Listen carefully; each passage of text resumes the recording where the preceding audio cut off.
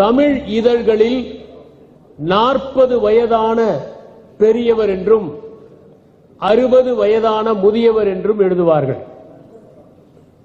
1875ஆம் ஆண்டு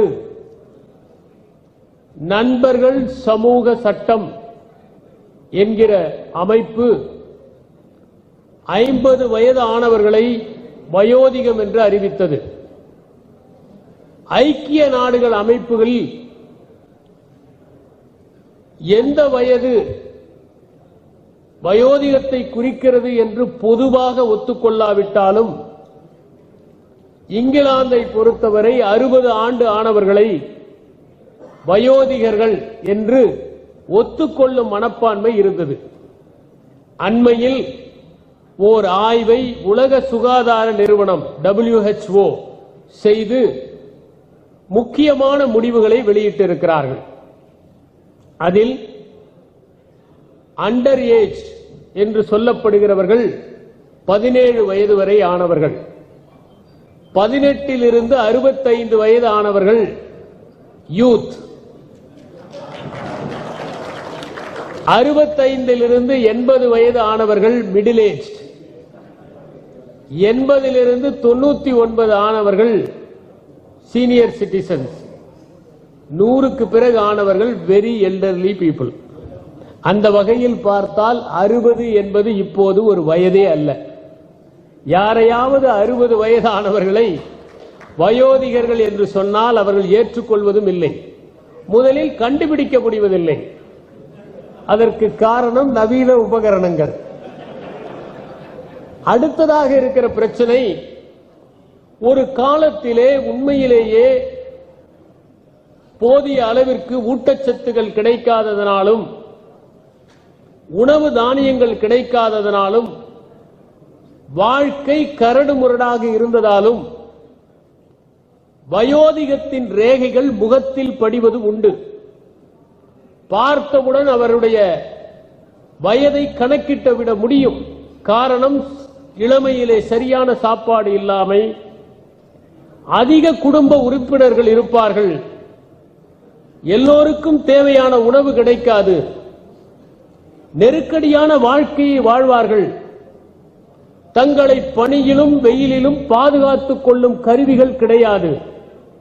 ஆகவே அவர்களுடைய முகத்திலேயே வயோதிகத்திற்கான அடையாளங்கள் தெள்ளத் தெளிவாக தெரியும். ஆனால் இப்போது வசதியான வாழ்க்கை இருக்கிறது. உங்களிடம் பணம் இருக்குமேயானால் உணவுப் பொருட்களை நீங்கள் வாங்கிவிட முடியும். வாங்குகிற திறன் அதிகரித்திருக்கிறது. மக்களிடம் போதிய அளவிற்கு விழிப்புணர்வு இருக்கிறது. எல்லாவற்றையும் விட உடலை பாதுகாத்துக் கொள்ள வேண்டும் என்கின்ற அக்கறை இன்று அதிகரித்திருக்கிறது. ஒரு காலத்தில் உடலை பற்றி யாரும் பொருட்படுத்தியது இல்லை. நன்றாக வைத்துக் கொள்ள வேண்டும், பார்ப்பதற்கு செம்மையாக இருக்க வேண்டும் என்கிற எண்ணங்கள் அதிகமாக இருந்ததில்லை, திரைத்துறையினரை தவிர. ஆனால் இன்று ஒரு கிராமத்திலே இருக்கிறவர்களுக்கு கூட உடலை நன்றாக பராமரிக்க வேண்டும் என்கிற உணர்வும், எல்லா இடங்களிலும் அழகு நிலையங்களும் ஏற்படுத்தப்பட்டு விட்டன. இன்று மனித இனத்தை உணவு என்கிற பற்றாக்குறை தாக்கவில்லை. மருத்துவம் என்பது பிரச்சனை அல்ல.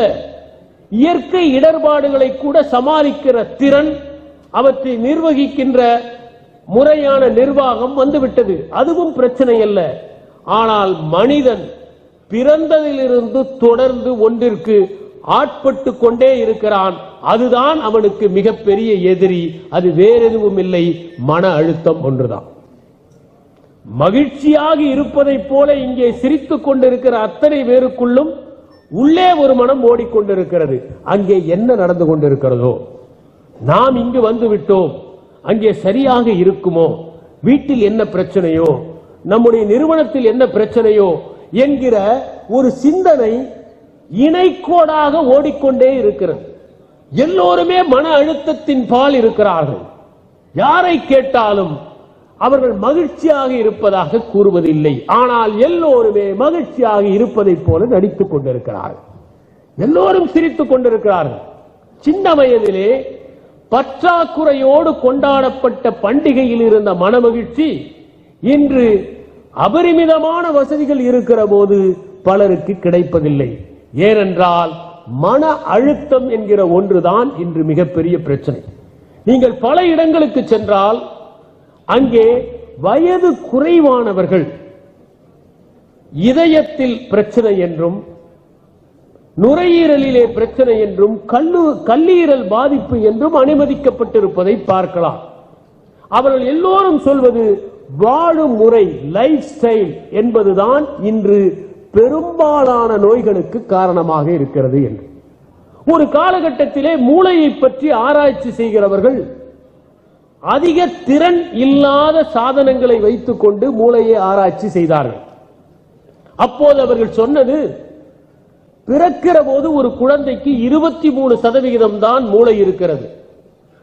23 வயதாகிற போதுதான் அந்த மூளை முழுவதுமாக வளர்ச்சி பெறுகிறது.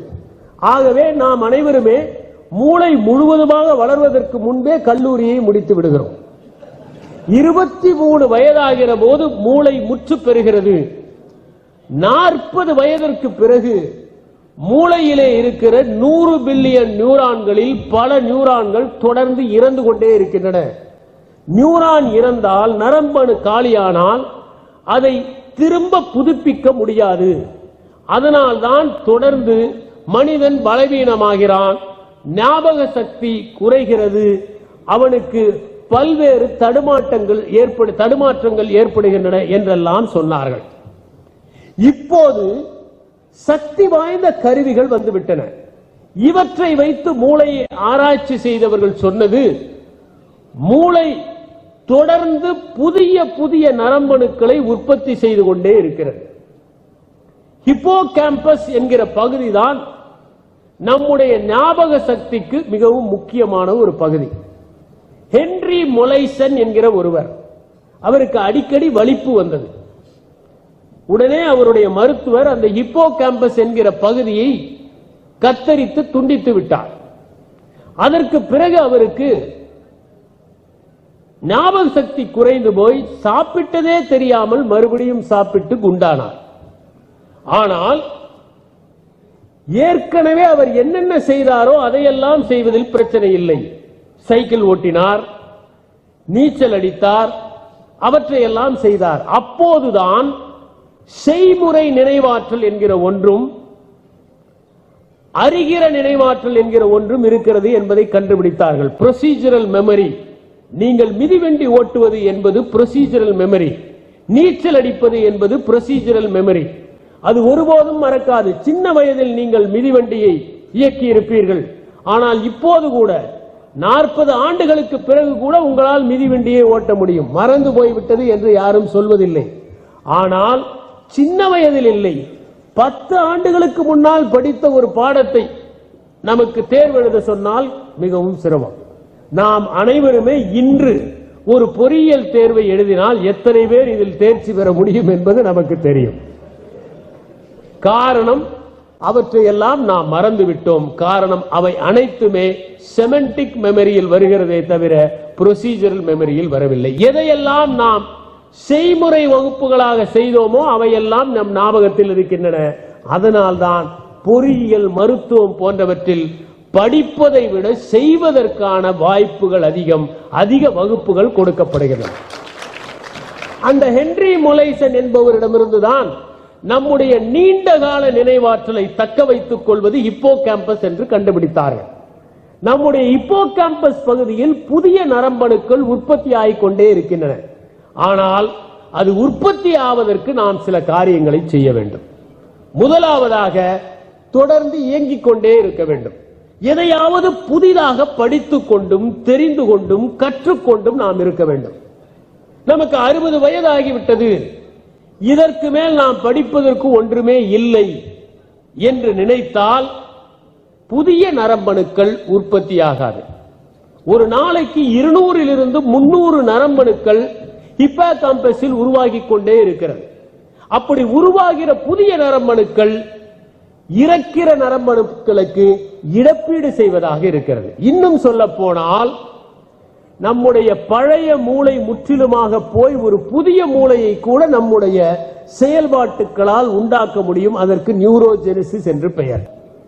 இன்னும் சொல்ல போனால் பெண்களுக்கும் ஆண்களுக்கும் இருக்கிற மிகப்பெரிய வித்தியாசமே, பெண்களுக்கு பல உடல் ரீதியான பிரச்சனைகள் வருவதில்லை. அதற்கு காரணம் அவர்களிடம் இருக்கிற அந்த எக்ஸ் குரோமோசோம், எக்ஸ் எக்ஸ் என்று இரண்டு ஒன்றுக்கொன்று சார்ந்து இருக்கிறது. ஆண்களில் ஒய் குரோமோசோம் தனிமையில் வாடிக்கொண்டிருக்கிறது. அது மட்டுமல்ல, எக்ஸ் குரோமோசோமில் ஆயிரக்கணக்கான ஜீன்கள் இருக்கின்றன, ஒய் குரோமோசோமில் நூற்றுக்கணக்கான ஜீன்கள் தான் இருக்கின்றன. அதனால்தான் ஆண்களுக்கு நிறைய வியாதிகள் வருகிறது. உலகெங்கிலும் ஆயுள் குறைவாக இருப்பது ஆண்கள் தான், பெண்களுக்கு ஆயுள் அதிகம். அது ஆண்களுடைய சில பழக்க வழக்கங்களின் காரணமாகவும் இருக்கலாம். இருந்தாலும் ஆண்களை விட பெண்கள் பலசாலிகள் என்பது மரபு ரீதியாக தெரிந்து கொள்கிற ஒரு உண்மை. ஒய் குரோமோசோமிற்கு நிறைய ஜீன்கள் இருப்பதால் உடலை அது பாதுகாக்கிறது. பெண்களுக்கு ஒரே ஒரு பிரச்சனை தான், அவர்கள் அதிகமாக அல்சைமரால் பாதிக்கப்படுகிற வாய்ப்பு இருக்கிறது. அது கூட நம் தமிழ்நாட்டு பெண்களுக்கு இருப்பதற்கான வாய்ப்பு இல்லை என்று கருதுகிறேன். ஏனென்றால் திருமணமாகி 30 ஆண்டுகளுக்கு பிறகு ஒரு வாக்குவாதம் வந்தாலும் திருமணம் ஆன நாளிலிருந்து நடந்த பிரச்சனைகளை சரியாக நினைவில் வைத்து சொல்லுகிற அவர்களுக்கு அல்சைமர் வியாதி ஏற்பட வாய்ப்பே இல்லை என்பதுதான். ஆக 60 வயதை நெருங்கியவர்கள் இதை போல மென்டல் டிமென்ஷியா, அல்சைமர் போன்றவை பாதிக்காமல் இருப்பதற்கு செய்ய வேண்டிய முதல் செயலே நிறைய நண்பர்களை வைத்துக் கொள்ளுங்கள். அடுத்தது முக்கியமானது, உங்களுடைய மன அழுத்தம் உங்களை அறியாமல் வருகிறது. யாரும் மன அழுத்தத்தை வெற்றிலை பாக்கி வைத்து வரவேற்பது இல்லை. நம்மை அறியாமல் இருப்பதுதான் மன அழுத்தம். ஆனால் நீங்கள் யாரை கேட்டாலும் எனக்கு எந்த பிரச்சனையும் இல்லை, நான் கவலைப்படுவதே இல்லை என்று சொல்வார்கள். கவலைப்படுவதே தெரியாமல் கவலைப்படுகிறவர்கள் அவர்கள். அதை ஒன்றும் செய்ய முடியாது. ஆனால் இந்த மன அழுத்தத்திலிருந்து விடை பெறுவதற்கு, அதை குறைத்துக் கொள்வதற்கு முக்கியமான ஒன்று பயணங்கள் மேற்கொள்வது. இந்தியாவை பொறுத்தவரை ஒரு காலகட்டம் வரை பயணம் செய்பவர்கள் மிகவும் குறைவு. சொந்த ஊரிலேயே அந்த ஊரை விட்டு வெளியே போகாமல் வாழ்க்கையை முடித்துக் கொண்டவர்கள் பலர். அதே ஊரிலே பெண்ணை கட்டி அந்த ஊரிலேயே ஒரு வேலையை பார்த்து அந்த ஊரை தாண்டாமல் முடிந்து போகிறவர்கள் பலர் இருந்தார்கள். அதற்கு பிறகு கொஞ்சம் படித்த பிறகு அந்த மாவட்டத்தோடு தங்கள் எல்லையை குறுக்கிக் கொண்டவர்கள் உண்டு. பயணம் என்று சொன்னால் அது கோயிலுக்கு போவதை தவிர வேற எதுவும் இல்லை என்கிற நிலைமை 20-30 ஆண்டுகளுக்கு முன்பு உண்டு. ஆனால் இப்போது பயணம் போகிற பழக்கம் தமிழ்நாட்டிலும் இந்தியாவிலும் அதிகரித்திருக்கிறது. வெளிநாடுகளுக்கு குடும்பத்தோடு போகிறார்கள், வெளி மாநிலங்களுக்கு செல்லுகிறார்கள், அங்கே இருக்கிற மக்களை சந்திக்கிறார்கள். ஆனால் இந்த பயணத்தில் அவர்கள் மகிழ்ச்சி அடைகிறார்களா? மன அழுத்தம் குறைகிறதா என்பது முக்கியமான கேள்வி. பயணத்தை மன அழுத்தத்தை குறைப்பதற்கான கருவியாக மாற்ற வேண்டும் என்றால் முதலில் ஓர் அட்டவணையோடு எந்த ஊருக்கும் செல்லக்கூடாது. அங்கே போனதும் 4 மணிக்கு எழுந்திருக்க வேண்டும், 6 மணிக்கு போனால்தான் நாம் அதை பார்க்க முடியும், 7 மணிக்கு நாம் காலை உணவு சாப்பிட வேண்டும் என்று ஊரிலே இருப்பதை விட மிகப்பெரிய அட்டவணை ஒன்றை போட்டுக்கொண்டு போய் அதையும் நரகமாக்கிக் கொள்கிறவர்கள் உண்டு. நம் மக்களிடம் ஒரு பழக்கம் உண்டு. அவர்களிடம் நீங்கள் சொர்க்கத்தை கொடுத்தால் கூட 3வது நாளே அதை நரகமாக மாற்றிக்கொள்ளும் ஆற்றல் அவர்களிடம் இருக்கிறது. அவர்களுக்கு ஒரு ரோஜா பூக்களால் ஆன மெத்தையை கொடுத்தால் கூட அதில் ஒரு அலர்ஜியை வளர்த்துக் கொள்ளுகிற பக்குவம் இருக்கிறது. ஆகவே பயணம் போவது என்று சொன்னால் அட்டவணை இல்லாமல் போவது, அங்கே புதிய புதிய மனிதர்களை சந்திப்பது. இப்போதெல்லாம் ஒரு பழக்கம் வந்திருக்கிறது. ஊருக்கு போனேன் என்பதை எல்லோரிடமும் சொல்ல வேண்டும் என்கிற ஆசையை தவிர வேறொன்றும் இல்லை. எங்கு சென்றாலும் அங்கே ஒரு சுயமியை எடுத்து உடனடியாக வதன புத்தகத்தில் அதை ஏற்றி நான் எங்கு வந்து விட்டேன் பார் என்று பிரஸ்தாபித்துக் கொள்ளுகிற மனப்பான்மை இருக்கிறது. எங்கு சென்றாலும் முதலிலேயே இந்த பழக்கம் உண்டு. அந்த தாஜ்மஹாலுக்கு சென்றால் தாஜ்மஹால் முன் நின்று ஒரு புகைப்படம் எடுத்தால் போதும், அந்த பயணம் முடிந்து விட்டது. ஏனென்றால் நாம் போகிற பயணம் அதை கண்டு கழிப்பதற்காக அல்ல, மாறாக மற்றவர்களுக்கு சொல்லி வெறுப்பேற்றுவதற்காக என்கிற சூழலில் தான் பயணங்கள் மேற்கொள்ளப்படுகின்றன. அப்படி பயணம் மேற்கொண்டால் நிச்சயமாக மன அழுத்தம் குறைவதற்கான வாய்ப்பு இல்லை. பயணம் செய்வது என்று சொன்னால் நாம் நம்முடைய அட்டவணையை தளர்த்தி வைத்துக் கொள்ள வேண்டும். நிறைய இடங்களை பார்ப்பது தவறு. வெளிநாட்டிலிருந்து ஒருவர் கங்கை கொண்ட சோழபுரத்தை பார்க்க வேண்டும் என்று வந்தார். எங்களுடைய சுற்றுலா அலுவலர்கள் அவர்களை அழைத்து கொண்டு போய் கங்கை கொண்ட சோழபுரத்தை காட்டினார்கள். முதலில் அந்த இடத்திற்கு சென்றதும் அப்படி ஒரு பிரம்மாண்டமான கோயிலை அவர் எதிர்பார்க்கவில்லை. அங்கே இருந்த சிற்பங்கள், அந்த அழகு, அந்த புல்தரை, அந்த நந்தி அனைத்தையும் பார்த்து ஒவ்வொரு சிற்பமாக ரசித்து ரசித்து அவர் பார்த்தார். காலையிலிருந்து மாலை வரை பார்த்தவர் ஒரு பகுதியை மட்டும் பார்த்தார். சரி, நாளை வந்து மீதியை பார்க்கிறேன் என்று 4 நாட்கள் அந்த மனிதர் கங்கை கொண்ட சோழபுரத்தை மட்டும் பார்த்தார். நம்முடைய மக்களாக இருந்தால் நேராக போக வேண்டியது, அங்கே இருக்கிற சிவபெருமானுக்கு ஒரு சல்யூட் அடிக்க வேண்டியது, அந்த சல்யூட்டை எல்லாம் அவர் பொறுக்கிக் கொள்ள வேண்டும். நாம் அடிப்பதோடு நம் கடமை முடிந்து விட்டது. ஒரு நலம் விசாரிப்பதை போல, நான் நலம் நீ நலமா என்பது போல. பிறகு உடனடியாக வெளியே வர வேண்டியது.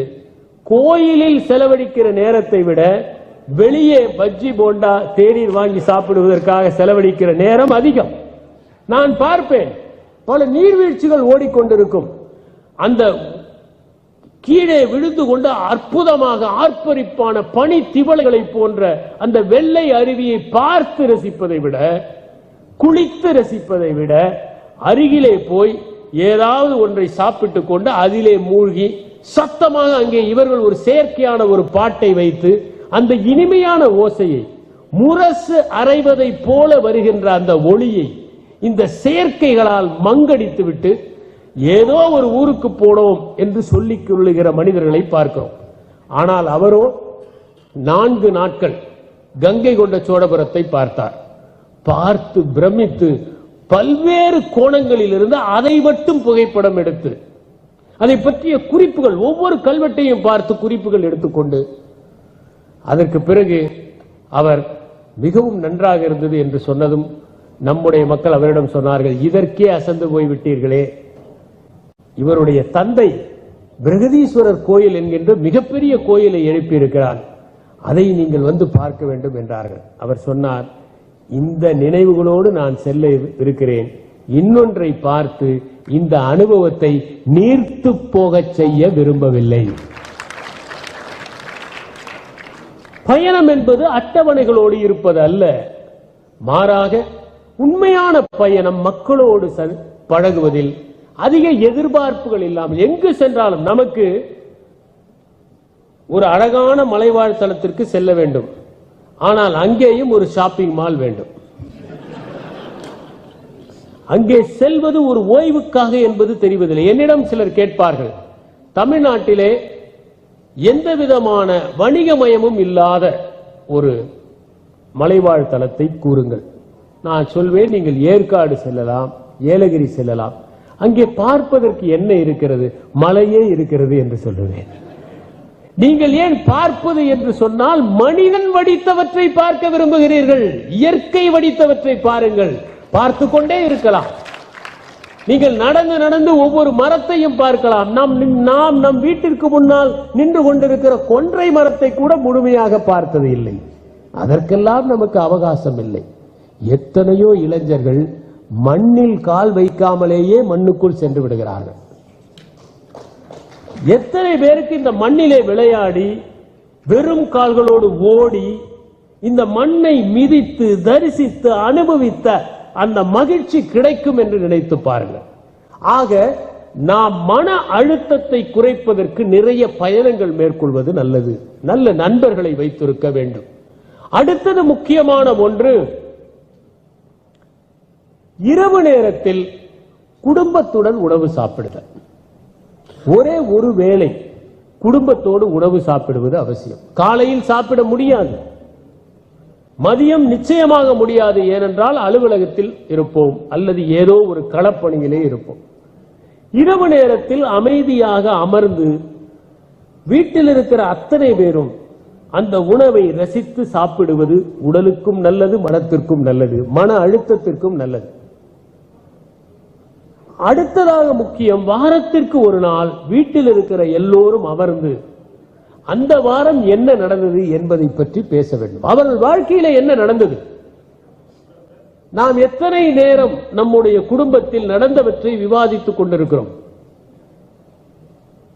ஒரு காலத்தில் கணவன் வீட்டிற்கு வந்ததும் மனைவி காத்திருப்பாள், உடனே ஒரு குவளை தண்ணீரை கொண்டு வந்து கொடுப்பாள். அவர் குடித்து முடித்துவிட்டு அமர்வார். என்ன நடந்தது இந்த அலுவலகத்தில் என்று கேட்டால் அவர் அலுவலகத்தில் நடந்தவற்றை எல்லாம் சொல்லுவார். அப்படி சொல்லுகிற போதே பல பிரச்சனைகள் தீர்ந்துவிடும். நீங்கள் பாருங்கள், பல பேர் மனையியல் வல்லுநரிடம் செல்வார்கள். மனையியல் வல்லுநரிடம் நீங்கள் என்ன செய்கிறீர்கள், நடந்ததை சொல்லுகிறீர்கள். கேட்பதற்கு ஒரு ஆள் வேண்டும். ஏனென்றால் வீட்டிலே கேட்பதற்கு யாரும் தயாராக இல்லை, நீங்களும் சொல்வதற்கு தயாராக இல்லை. ஏனென்றால் நீங்கள் அரை மணி நேரம் சொன்னால் அவர்கள் 1 மணி நேரம் சொல்வதற்கு தயாராக இருக்கிறார்கள். அதை கேட்க நாம் தயாராக இல்லை. நம்மை விட அவர்களிடம் நீண்ட பட்டியல் இருக்கிறது. ஆகவே அந்த பட்டியலை நாம் விரும்புவதில்லை. யாராவது ஒருவரிடம் கேட்பதற்கு, கவனிப்பதற்கு அவகாசம் கிடைக்குமேயானால் அது மிகப்பெரிய ஆறுதல் என்று நினைக்கிறோம். அதனால் தான் சொல்லுகிறேன், ஒரு வயதான பிறகு நாம் ஒன்றை முடிவு செய்ய வேண்டும். எதற்காக இந்த மாநகரத்திலேயே நம்மை சுருக்கிக் கொள்ள வேண்டும்? நம்முடைய கடமைகள் எல்லாம் முடிந்த பிறகு பரந்த இடைவெளி இருக்கக்கூடிய ஒரு கிராமத்துக்கு பயணம் செய்யலாம். எத்தனையோ பேருக்கு கிராமங்களிலே நிலங்கள் இருக்கும், அந்த விவசாயத்தை யாரோ ஒருவர் செய்து கொண்டிருப்பார்கள். நமக்கு போதிய அளவிற்கு வாழ்வாதாரங்கள் கிடைத்து விட்டன. இனியும் பணத்தை தேடி ஓட வேண்டியதில்லை. எஞ்சி இருக்கிற நாட்களில் மகிழ்ச்சியோடும் மன நிறைவோடும் இருப்பதற்கு நம் ஊருக்கு சென்று அங்கே இருக்கிற நிலங்களில் நல்ல முறையில் சுற்றுச்சூழலுக்கு ஏற்றவாறு வேளாண்மையை மேற்கொள்ளலாம். அங்கே இருக்கிற இளைஞர்களை நீங்கள் வழிகாட்டலாம். திரு வீரப்பன் அவர்கள் குறிப்பிட்டதை போல ஒரு வயதிற்கு பிறகு நாம் மற்றவர்களை வழிகாட்ட வேண்டிய சூழலில் இருக்கிறோம். கிராமத்திலே இருக்கக்கூடிய இளைஞர்கள் வழிகாட்டுவதற்கு யாரும் இல்லாமல் தடுமாறிக் கொண்டிருக்கிறார்கள். அவர்களுக்கு நீங்கள் வழிகாட்டுவதையும் அவர்களை நெறிப்படுத்துவதையும் செய்தால் உங்களுடைய இப்போ கேம்பஸில் ஆயிரக்கணக்கான நரம்பணுக்கள் தோன்றும். யாருடைய மூளை வலுவாக இருக்கிறதோ அவர்கள் களைத்து போவதில்லை, அவர்கள் உடல் ஆரோக்கியமாக இருக்கிறது. நீங்கள் ஒரு கிராமத்திலே நடக்கிற போது நேரத்தை பார்த்து கொண்டு நடக்க வேண்டியதில்லை. நகரத்திலே நீங்கள் நடைபயிலுகிற போது எப்போது 1 மணி நேரம் ஆகும், எப்போது 5 கிலோமீட்டர் தூரம் நடந்தோம் என்று பார்ப்பதிலேயே கவனம் செலுத்துவோம். ஆனால் ஒரு கிராமத்திலே வயல்வெளிகளிலே நடக்கிற போது, தென்னந்தோப்புகளுக்கு இடையிலே நடந்து செல்லுகிற போது, ஆற்றங்கரையிலே நடந்து பார்க்கிற போது நேரம் நமக்கு முக்கியமில்லை. எதை அனுபவித்து செய்தாலும் அங்கே நேரம் நமக்கு முக்கியமில்லாமல் போய்விடுகிறது. காரணம், அங்கே காலத்தை மீறிய ஒரு அனுபவம் நமக்கு கிடைக்கிறது. காலத்தை தாண்டுகிற அனுபவம் ஏற்படுகிற போது 60 அல்ல 100 வயதை கடந்தும் செழுமையாக வாழ முடியும். வாழக்கூடிய சூழலை விஞ்ஞானம் உருவாக்குகிறது. வாழ வேண்டிய தேவையை மெய்ஞானம் உண்டாக்குகிறது. மனத்தை அமைதிப்படுத்துவதற்கு மெய்ஞானம் கற்றுத்தருகிறது. உடலை வலுப்படுத்துவதற்கு விஞ்ஞானம் கற்றுத்தருகிறது. ஆனால் அதை அனுபவிக்க நம்முடைய சமூக சூழலை நாம் தான் உருவாக்கி கொள்ள வேண்டும். அப்போது 60 என்பது உண்மையிலேயே இளமையின் உச்சமாக இருக்குமே தவிர முதுமையின் எச்சமாக இருக்காது. ஏனென்றால் முதுமை வேறு, முதிர்ச்சி வேறு. சின்ன வயதிலேயே முதிர்ச்சி அடைய வேண்டும், எந்த வயதிலும் முதுமை அடையக்கூடாது. நன்றி, வணக்கம்.